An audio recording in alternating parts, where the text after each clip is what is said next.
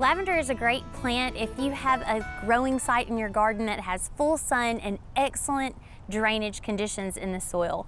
This plant is a perennial, so it comes back from year after year in your garden as long as it's sited well. And you can see here that this one is in bloom, has beautiful purple blooms, very aromatic. The foliage is also aromatic, has lots of culinary uses in the home as well as crafty uses if you're one that likes to dry flowers and make potpourris and soaps and those types of things.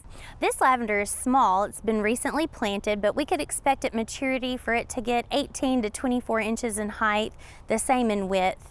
This plant loves Mediterranean type growing conditions, so it doesn't really favor hot, humid summers, but it does like heat, just doesn't do well with that humidity. If you do happen to be living in a humid area, Phenomenal is a cultivar that can tolerate some of those humid conditions better.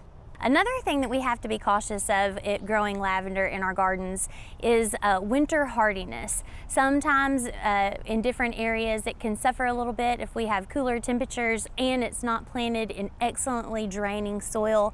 You can have some dieback throughout that plant canopy, and so sometimes we'll consider that a short-lived perennial. This plant doesn't have many pests or diseases that we need to worry about, but again, proper siting in the garden is what we really need to focus on with this plant, making sure that it has full sun and very, very well draining soil.